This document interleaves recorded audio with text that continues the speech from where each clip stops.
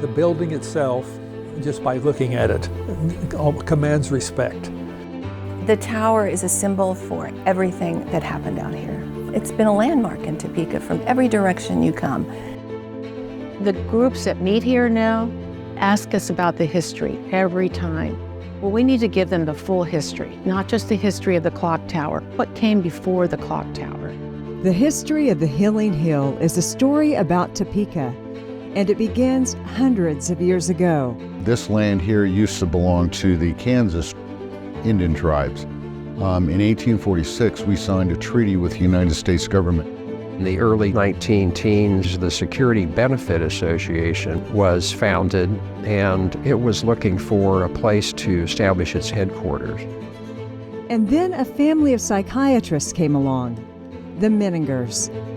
And when they bought this land and decided to move their campus here, that was transforming. And their work is some of the most important work. They helped us understand what mental health really is. And people just don't know how much impact Topeka, Kansas has had on health care and on mental health care. And although the clock tower and other buildings on campus sat abandoned for many years, new life was just around the corner.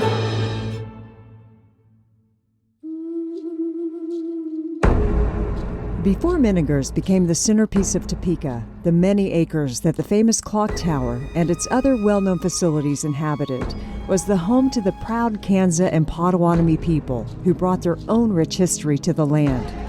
I'm proud for my heritage because I know that my ancestors cared for this land and were the caretakers of this land long before America was established as a country, and I'm proud to know that my ancestors endured and managed to carry those beliefs forward so that I could be here today and hopefully share something different with the world. But there is one event in their history that stands out as a dark chapter: the Potawatomi Trail of Death. In 3 treaties signed in October 1832, the Potawatomi ceded to the federal government most of the remaining lands in northwestern and north-central Indiana. This treaty provided the bands under Potawatomi chiefs Menominee, Papineau, Nottoway, and Makatamaway with a joint grant of 22 sections of reservation land. This forced removal in 1838, where about 885 members of the Potawatomi Nation were marched from Indiana to reservation lands in what is now eastern Kansas, resulted in the death of hundreds due to harsh conditions and disease. Despite the devastating impact of the Trail of Death and the treaties of 1832, the Potawatomi Nation continued to fight for their sovereignty and rights. They negotiated the Treaty of 1846, an agreement with the United States government that marked a turning point in their history. The treaty provided for the cession of Potawatomi lands in Illinois, Michigan, and Indiana to the United States in exchange for a reservation in Kansas. We were looking at some land around by St. Joe, Missouri. The state of Missouri didn't want any Indian tribes in their state. This became available. When we sent our scouts down to take a look at this area, they determined that, yeah, there's everything that we need to survive here. We'll accept this one. So this was purchased by Potawatomi. I think a lot of it would have to do with the natural resources. I think as we moved and progressed on our way down here, we would obviously want to have land that was suitable for gathering of food, water resources. In the case of our tribe and all tribes, I think we've always had to live in harmony with the land, and that was just that was out of necessity. A lot of times hills were always those areas where somebody may go out and fast or to look for game. Obviously you'd be closer to the creator getting higher up in elevation. If you look at some of the old maps, a lot of the different families were kind of scattered out throughout the entire 30 by 30 reservation. One of the things that a lot of folks don't realize is that Congress never disestablished the boundary of this reservation. In a recent Supreme Court case, McGirt versus Oklahoma, the Supreme Court ruled that if Congress never disestablished a reservation, it still exists. You know, in my mind, technically, we're still within the boundaries of the reservation, the original reservation. Whether it's in my lifetime or my grandkids' lifetime, that's a dream that I have, is that we're able to make this land that we have, that we bought, that was given to us by our grandparents, whole again. What is now recognized as SBA Hill or Menninger's Hill was previously referred to as Martin's Hill. However, prior to being named, it was known as the elevated point that overlooked the Kansas River. Due to the lack of bridges in the area, wagon caravans on the nearby Oregon Trail relied on different ferry crossings. This prominent location acted as a landmark visible from the river and served as a pivotal spot for travelers to pause and resume their journeys. It has a distinct history in Topeka's legacy. The man responsible for the moniker Martin's Hill was John Martin, a settler who helped claim Tecumseh during the Bleeding Kansas era. It was a time of slavery and tensions brewed between slaveholding citizens and the people who believed in their freedom. Martin had no desire to be part of what was happening in Tecumseh any longer and moved to Topeka, the capital of the state, where he served as the senator for a period of time. He purchased the property and had a farm operation here, and so that's how it got the name Martin's Hill. The Boston Syndicate, a group of developers from the East, wanted to establish Topeka as the commercial hub of the entire region. They coined the phrase that Topeka would be the Boston of the West. The entrepreneurs purchased the 240-acre property from Martin for $35,000 and planned to build a university and 2 hotels on the land. In an effort to aid this proposed development, Topeka extended the trolley cart line out to the area. The reporter who was reporting on this story assured his readers that the excavations for the foundations had been completed and that there is a large force of men at work.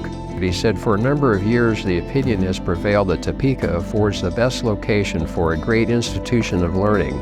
So this was the vision that they had out here of the Methodist University. Just about the time it got started, there was a depression in the early 1890s, which pretty much put the quietus on going forward with anything here with that group of folks.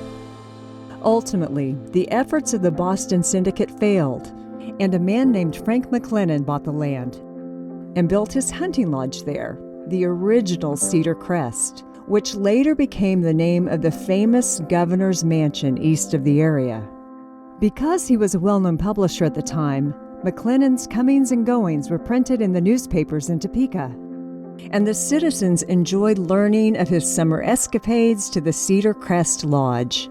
The notable people of Topeka would want to visit and come out here to be guests at Cedar Crest, and so it became famous from that standpoint. In December 1891, a group that became known as the Security Benefit Association was formed by a very determined and willing group of men. This is the drugstore where we started in 1891. And they each pooled in $11, and they wanted to create a fraternal society to take care of people. So back before welfare and Social Security, there was no one to take care of, for lack of a better phrase, widows and orphans, people who had no means to support themselves or take care of themselves if they experienced a disaster. This is a uniform worn by the security benefit ladies of the Knights and Ladies of Security between 1914 and 1921. The SBA was looking for a place to establish its headquarters and acted as a first effort at managed health care. And the way it worked was they sold memberships all across the country to prospective members, and you had to pay a nickel a month. And if you faithfully paid that each and every month, then you could avail yourself to all of the facilities here and the services that were provided by Security Benefit. The SBA wanted its headquarters to be in a centralized location, and there was no better spot than Topeka.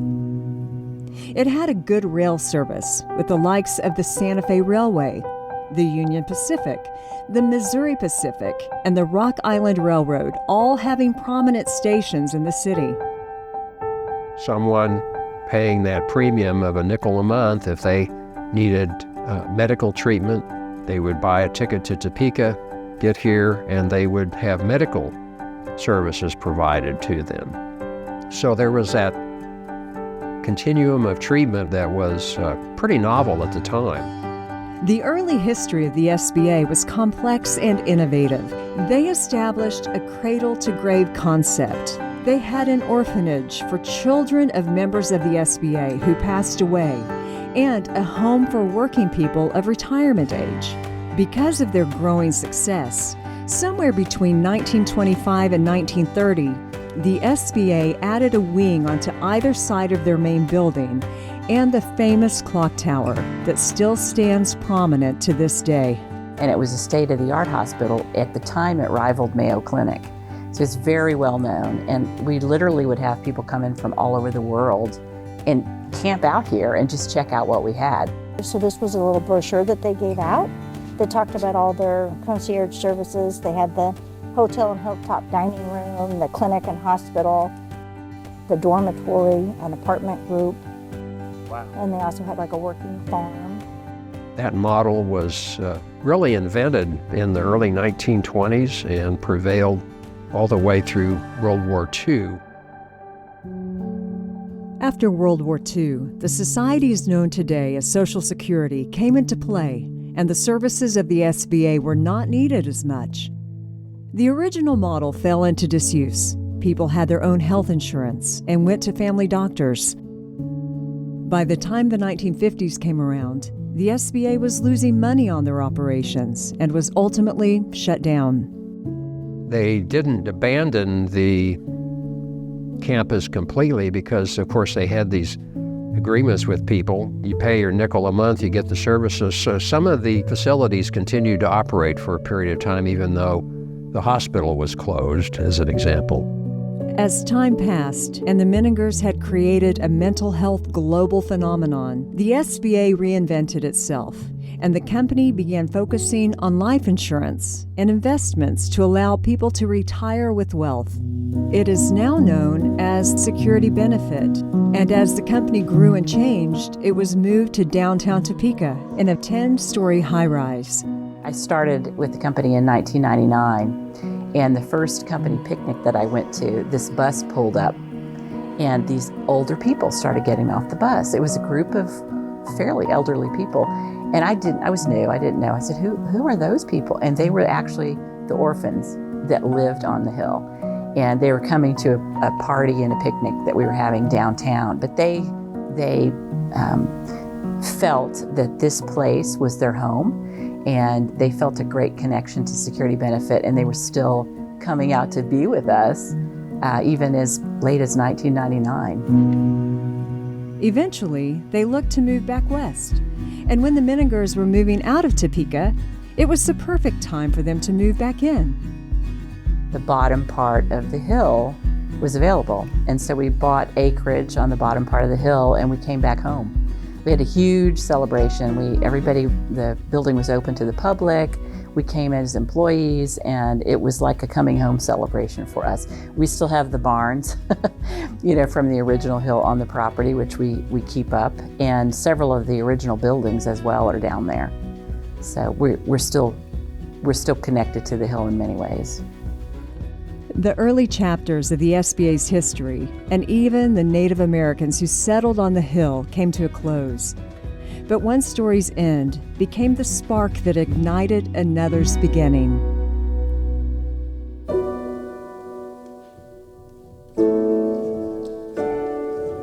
When Menninger took over this property, the tower building had patient charts just open.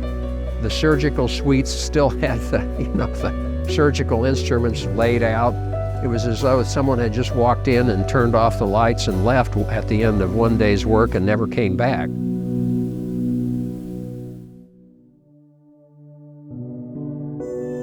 Although Menninger's Clock Tower is an important part of Topeka, it's what it represented that has made a lasting legacy on the pages of history. Sitting proudly atop the Healing Hill, the tower stands as a testament to the prolific leaps that the Menninger's family made to change the way the world thought about mental health. Long before the Menninger family set foot in the iconic clock tower that would become their psychiatric clinic, they had been quietly establishing themselves in another part of Topeka. In the early 1900s, the forefather of the Menninger's legacy, Dr. Charles F. Menninger, started with a general practice medical clinic in downtown Topeka and would make house calls on horse and buggy. In 1908, CF traveled to the Mayo Clinic, and it was there that he realized that the practice of medicine was a highly secretive industry. Up until this point, CF was only aware of physicians that didn't share their discoveries and carefully guarded their medication secrets from their peers. However, at the Mayo Clinic, their ideology was the complete opposite and was an established community of like-minded individuals who could share their knowledge to help more people across a wider scope in their medical field. Later that year, CF returned with the same idea to create a medical practice that flipped the secretive nature of medicine on its head. To enact his vision, he would need some help achieving his grand ambitions. He approached his three sons, Carl, Edwin, and Will, to lend their knowledge and create a practice together, all attending different schools and gathering the knowledge necessary to help their father. The Menninger Diagnostic Clinic was established in 1919. When Dr. Carl returned from college, he brought with him the idea of focusing on mental health rather than general medicine to CF. Abraham Lincoln was a much better man after his mental illness than before. All the great things he did were after his illness. In 1925, they added the Menninger Sanitarium by bringing together a number of prominent citizens who bought stock in the Menningers Corporation. To largely focus on psychiatry, CF and son Carl relocated to a farmhouse to establish their new practice. However, CF's middle son, Edwin, had his studies interrupted. Third son, the middle son, Edwin, wanted to become a doctor, but he was involved in a chemistry explosion in the lab in Washburn, and so he lost some of his fingers and sight of one of his eyes, which disqualified him at that time from completing medical school. So he goes to Florida, becomes a newspaper publisher, and writes books about horticulture. CF's third son, Will, returned in 1927 from his studies, where he joined his father and brother Carl at the Menninger Sanitarium. We had the great privilege to sit down with the sons of the Menninger brothers, Dr. Roy and Dr. Walt, and talk to them firsthand in exclusive interviews about the early history of their family's mental health empire and the more intimate intricacies about what their legacy is and what it means to be a Menninger. Dr. Roy and Dr. Walt will play an integral role in maintaining and continuing their family's legacy. It was a fascinating field to be in. There were new ideas. There were ways of trying to reconstruct the lives of the patients we were working with. There was continual effort to try to understand their world. What had happened to them? How did they feel about it? What in ways was their reaction pathological? This was not a burden in any sense. This was an exciting challenge. In that time period, the clinic was largely focused on psychiatry, which was very undiscussed, unknown, and in some cases, a taboo subject. In 1930, Carl Menninger wrote The Human Mind to help people better understand the issue of mental function. His remarkable capacity was how he articulated the ideas. Dr. Carl and Dr. Will were well known in their treatment of patients with mental health issues and made a name not only for themselves, but for the Menningers as well. Dr. Will was particularly focused on the Freudian theory that related behaviors to the disorder associated with it. One of the most popular activities in occupational therapy was getting up at 7 in the morning and chopping wood. Now, one would not think of that as therapeutic, but it was. This was the kind of prescribed response in dealing with a patient. And I think this is one of the things that set Menninger off from other institutions. And there was a clear rationale and was part of why Menninger was the success it was. Dr. Carl had many passions and was known for his particular interest in minority groups who didn't always receive the treatment that they deserved, such as mentally ill people, Native Americans, incarcerated individuals, and people who weren't considered to be full citizens. We don't want to punish prisoners. Prisoners don't need punishment.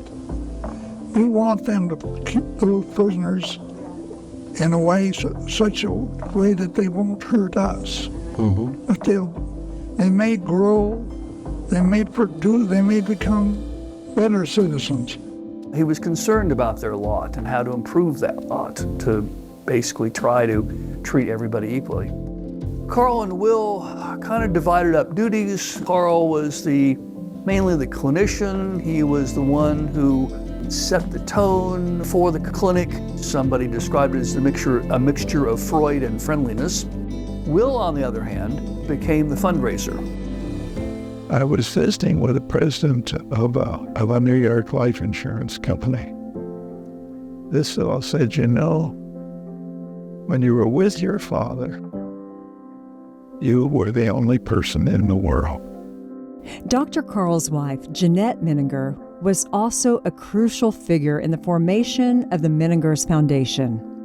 Dr. Carl Menninger and his wife, Jean, recall some of the reasons Carlisle Woods is such a special place. She and I both had so much to learn in the way of trees and shrubs, and we got acquainted with everything on the place, but it took a little while. What it forced was getting people involved in the building of the organization. Local people in Topeka, rich people who had serious interests nationwide. It was one of the things that made the foundation great. Dr. Will went to the service in 1942 as the chief psychiatric consultant for the Southeastern U.S. Army Hospital. And in 1943 was named to succeed the chief psychiatric consultant for the Surgeon General in Washington, D.C. The lessons of World War I psychiatry had been forgotten, and Dr. Will was determined that the lessons learned in World War II would not be lost. He developed an organizational method to label different disorders in the service and proved that there were options for rapid treatment. Because of his various achievements through the war and his developments in organizing psychiatry in the military, he was promoted to Brigadier General, which was the first time a psychiatrist had ranked that high in the military. His extraordinary skills in connecting with people and so forth proved a valuable resource. Psychiatry was able to gain recognition in the work of the Surgeon General. Doctor, lawyer, merchant, they all play a role in the living, growing city of Topeka. At Winter Veterans Hospital, operated in Topeka by the Veterans Administration, and at the city's 3 modern, well-equipped hospitals, Topeka's doctors and medical workers help provide the finest in patient care. During the war, the Veterans Hospital was established in the former Winter General Hospital in Topeka because of Menninger, and originally only dealt with psychiatric issues. The school expanded to deal with more than just psychiatry as time went on. But after that, the government, U.S. government, worked with Menninger and said, we need many, many more psychiatrists there just to take care of the soldiers coming back. Dr. Carl and Dr. Will received a call from the head of the Veterans Hospital asking if they had room to take in some residents in training. So the story goes that Will and Carl called back on Monday and said, well, yeah, we think we could take 10. And he roars back and said, in hell, you'll have 100 on the 1st of July. So 2 months later, there were 100 young men showed up on our doorstep, and that's how the School of Psychiatry began. And Topeka's doctors teach other doctors who come here from all over the world for advanced training in a special branch of medicine. They come to the Menninger Foundation, a world-renowned center of psychiatric education, research, treatment, and prevention. As these doctors learn, they also serve at the Topeka State Hospital, whose facilities include both the old and the ultra-modern, and whose administration is a model for hospitals in all the other 49 states. There was at one time, it was advertised as psychiatric capital of the world. People got well and went back into the world, and the word spread. Menninger Clinic had a reputation for being where you went for help with mental health when other places couldn't help you.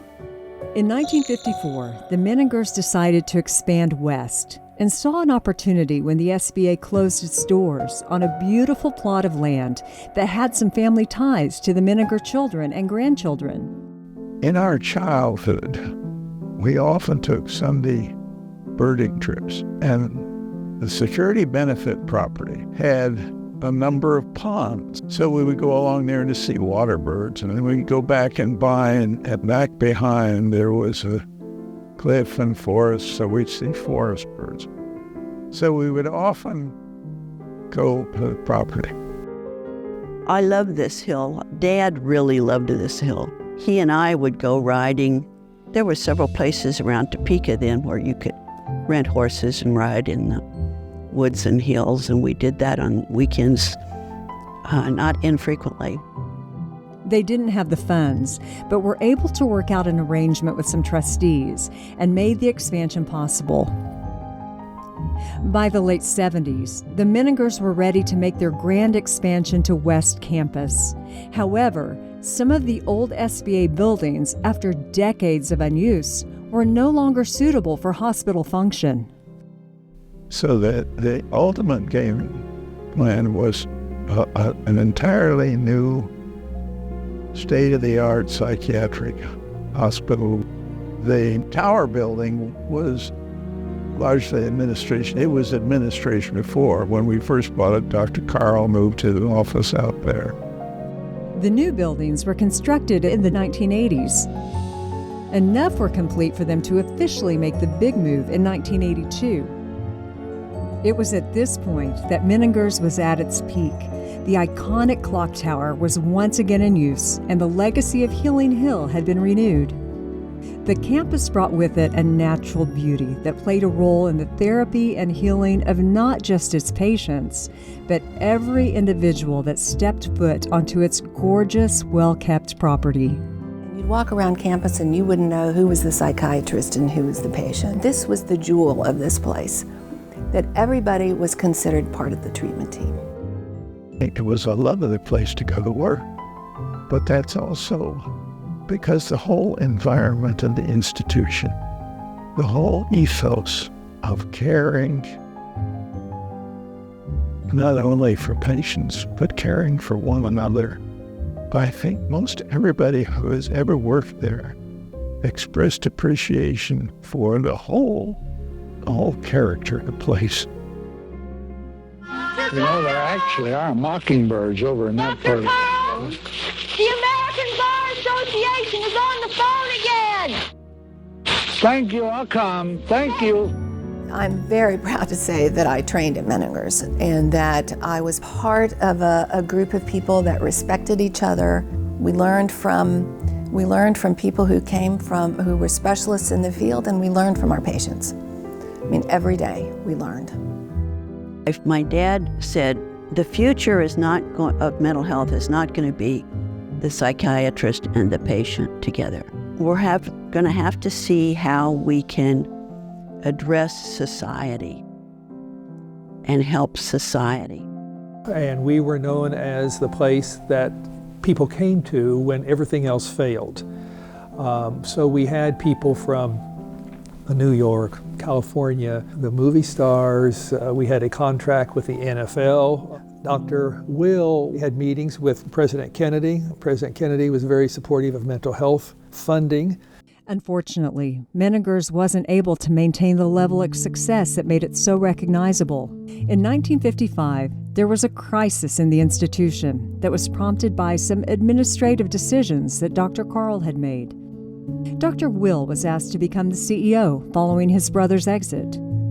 It was a time of angst and a major challenge. 9 months later, Dad, who had been a heavy smoker, was diagnosed with a markedly advanced course of lung cancer and then died 8 months later.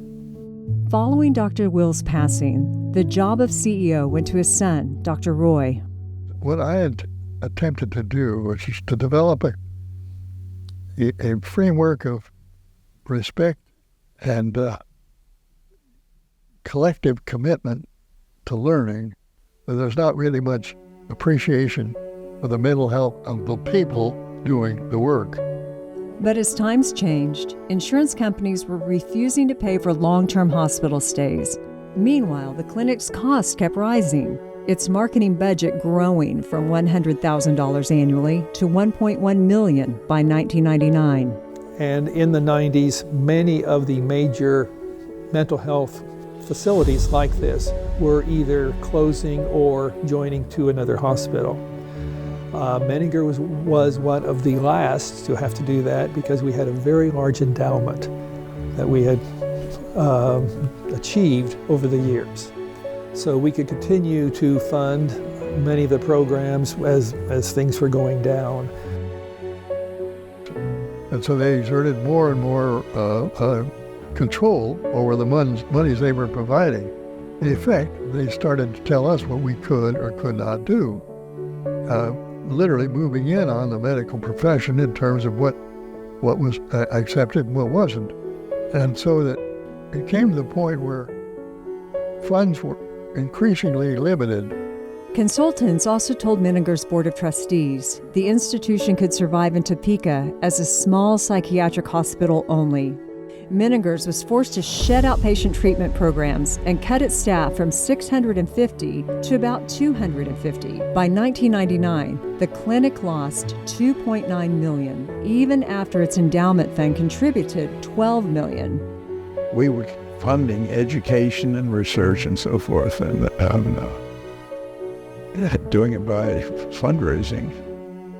But we finally decided we needed to affiliate with a medical school, which would assume the costs of education, as it was substantial education, professional education. The foundation had entered a successful partnership with the Baylor College of Medicine and the Methodist Hospital, and on September 27, 2000, they made an official announcement that they would be leaving Topeka and moving to Houston, Texas. It was a very painful transition, not simply the move itself, which was considerable, but for the fact that to make the move, so much had to be closed off, shut down, and stopped. The last patients left Topeka on May 31, 2003, and the Menninger's Foundation of Kansas closed its doors for the last time.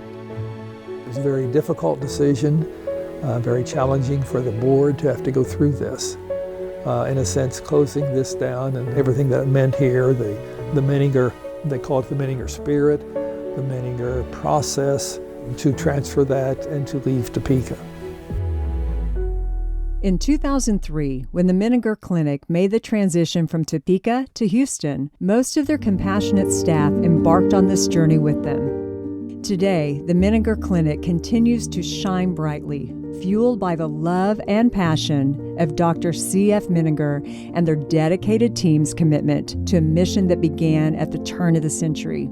Their unshakable belief and the healing power of community as the best prescription for mental health issues has a profound and unwavering dedication. This love and passion for helping those in need has not only endured, but has also produced touching testimonials that resonate over the past 2 decades. reminding us of the extraordinary impact they've had on countless lives. When our mind is not tracking straight, it's hard for anyone to know what to do. It is a sense of desperation and being overwhelmed. The basic thing in psychiatry is helping people to achieve a level of mental peace and sense of wholeness that allows them to make life gratifying and to make a difference.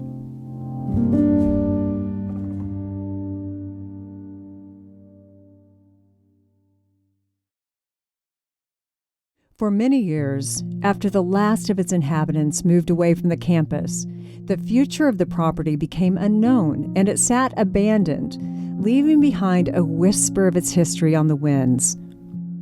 The building became a symbol here of something lost. Many iconic buildings like the Clock Tower on the top of the hill and the nurses' station and the powerhouse on the other end were slowly falling into ruin. Vines growing on them, windows breaking, walls crumbling to the ground. And I wondered, are they going to stand the test of time? The community feared that the historic buildings would be demolished. That is, until SCL Health purchased the Clock Tower and several other buildings on the campus with hopes of preserving the legacy that was built in the Sunflower State. SCL Health had hopes of moving their St. Francis Hospital campus to the site.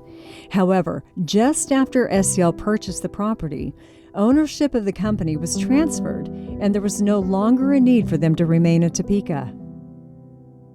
While SCL Health was trying to keep the Clock Tower in decent shape, the Sunflower Foundation was looking for a permanent home and looked to the Healing Hill property, sparking a bright hope for the Topeka area. My name is Billie Hall. I'm president and CEO of the Sunflower Foundation. We are a foundation that came out of a settlement agreement between Blue Cross and Blue Shield of Kansas and the state of Kansas. We found these two buildings and decided that they had a new future. We thought originally that we would go with the Clock Tower, which is an iconic image on the skyline of Topeka, but that's too big for the Sunflower in every way. So then we looked at these two buildings that were vandalized and they were ready to be demolished. They had already been approved for demolition. Inspired by the concept of social purpose real estate, Sunflower Foundation envisioned the abandoned nurses' dormitory and powerhouse as an ideal location for its new home and nonprofit center. And in 2015, purchased 13.5 acres of land on the former Menninger campus. The old dormitory, there are our floor, third floor, second floor, and first floor. We are still working on developing those. When it was first built, it was for nurses who were working at the Clock Tower Hospital. And when Menningers took it over, they had other of their departments here. This connects the two old buildings. They were always connected. From the time they were built, there was always some kind of a connector between the two buildings. So in order to try to do what's right with what we could with these buildings, we've connected them once again. We're still looking at how we're going to use this kind of space. This is probably the roughest area of the powerhouse. We'll probably have storage in here. This was a 10-year project, so it was challenging. Throughout the construction process, their main goal is to preserve the original buildings as much as possible. The Powerhouse Conference Center features state-of-the-art meeting and conference space on the second floor, with some staff offices on the first floor. Further development of the first floor is part of the next phase of development.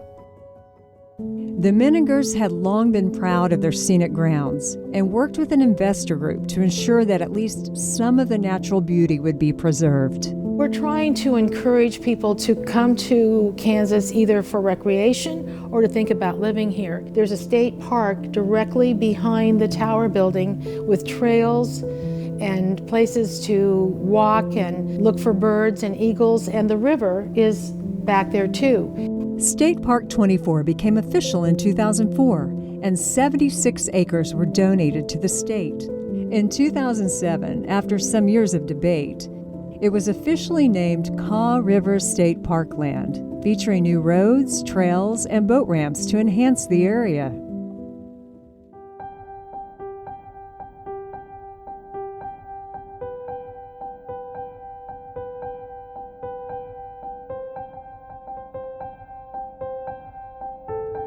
We were out here 2 years ago. They were finishing up that construction, so it's nice to see it all done, and it's a beautiful facility. Billy Hall, who I've had the opportunity to work with in different ways, she used to love to go about those grounds and just enjoy them. The rich history of Healing Hill has strong ties to healthcare. Sunflower Foundation looks forward to continuing that legacy as a catalyst for improving the health of all Kansans. The architect said that the way to do a renovation is make sure that the old architecture is the symbol of that century that it was built in. So he then insisted that what we build on be more of the architecture of this century, which is more steel and glass, and that's what made it work. So then what pops out are those wonderful brick buildings. The property on the Healing Hill in Topeka has undergone an immense transformation after a long history in the hands of many different groups that have changed its course forever. As the newest chapter of the land blossoms, we can smile in relief, knowing that the old stories are still being told and the new ones are unfolding every day. Here at the Abandoned Atlas Foundation, we work hard to spread awareness and connect developers to places that are historic and at risk of the wrecking ball. In 2021, the Clock Tower was in danger of demolition, not because there was a lack of interest, but because the right person had not been found. This structure that healed so many was placed on the National Register of Historic Places in 2005.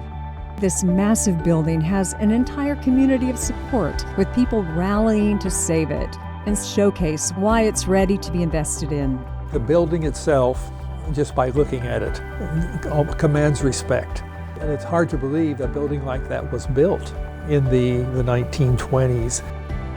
The tower is a symbol for everything that happened out here. A symbol of treatment, the kind of treatment that really is not available anywhere else at all anymore. It's been a landmark in Topeka from every direction you come. Even though the building has been sitting empty for 20 years, it hasn't been on the market the entire time. It was purchased by SCL Health in 2007 when they had plans to build their new campus on the property and restore the clock tower for their uses. However, in 2008, those plans were put to a halt because SCL Health transferred ownership of its Topeka Hospital, St. Francis, to the University of Kansas Health System, and School Health no longer had a need for the property. Several developers since then have looked into restoring this property. However, until 2021, the Clock Tower building had never been for sale with the rest of the property. Because of the public outcry and their love of the history held here, SCL Health decided to hold off on demolition plans in hopes that someone will breathe new life onto the top of this prominent hill. They are so enthusiastic about this that they recently decided to donate the entire building, along with some additional acreage, to someone with the right intentions and plans. Now, how often does that happen? To me, that's a strong selling point. You can have this building for nothing. The boarded-up building has been under tight security by SCL Health. They have boarded up all the first and second floor windows, lined the property with a fence, set up alarms, and have kept it under a close eye by hiring security personnel. In 2017, a building assessment was done and repair recommendations were made in an effort to help protect against further damage. They've spent $147,000 to stabilize the building and make repairs.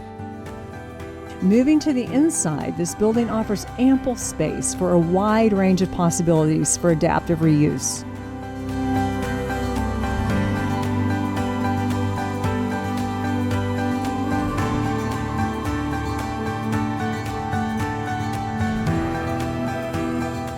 And yes, there are some things happening that over the long haul are not going to be beneficial, but nothing that can't be fixed. You know, it's not falling down, it's not beyond repair.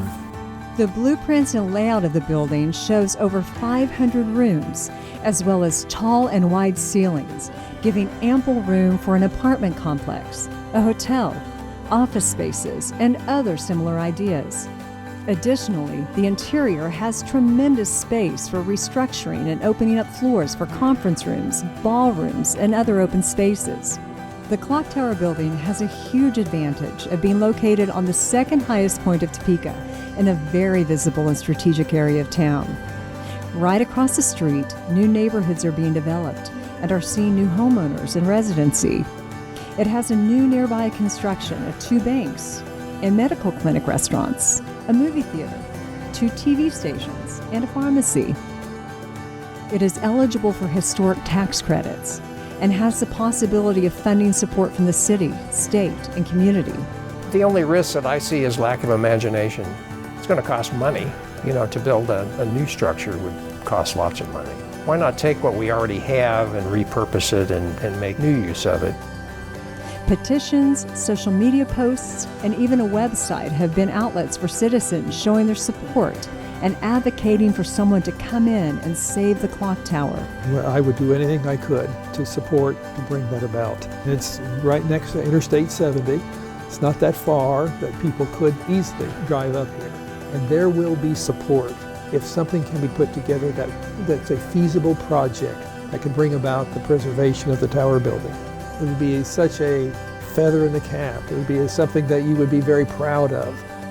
The Sunflower Foundation is confident that this hill will soon be full of people, business, and a big part of the growing community.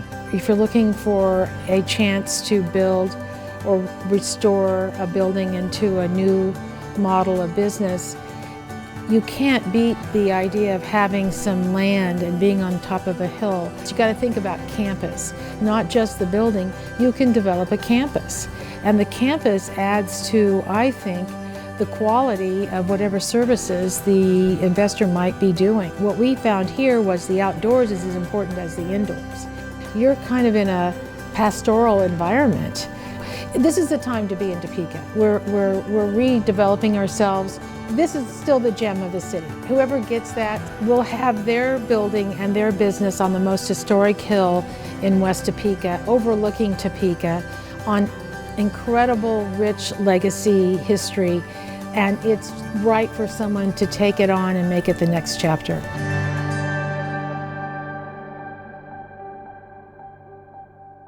A developer video meant to grow interest in owning Menninger Clock Tower has led to an encouraging past few months for Emily Cowan. Her organization, Abandoned Atlas, made the video to help current owners, SCL Health, find the best match. We sent that out to a bunch of contacts throughout the U.S. This was not just like we're sending this to developers in Kansas. This was all over. And as a result of that video, a developer has been found. 2023 marks a thrilling new era for the Clock Tower as the Sunflower Development Group has taken the reins, igniting a burst of excitement as they prepare to embark on the remarkable journey of restoring this magnificent gem. Last Friday, Governor Laura Kelly announced funding to multiple recipients across Kansas to construct or renovate housing for elderly and disabled Kansans, and the development of the Menninger Clock Tower apartments made the cut. Today, the project announced the developer taking on the task. Throughout its long history, the Healing Hill has stood proudly as a beacon for a diverse sea of people, acting as a nurturer, a guide, a savior. Now, as its story draws towards the present, it continues its vigilant watch, gazing upon the people of Topeka, and looks towards a bright and exciting future as its grounds open to a new future of healing. Menninger saved a lot of damaged souls, and I see the tower as kind of a symbol of those damaged souls, and we never gave up on anybody, and I don't want to give up on the tower building. We can preserve, we can save, we can go on, we can still find a way to make this building grow.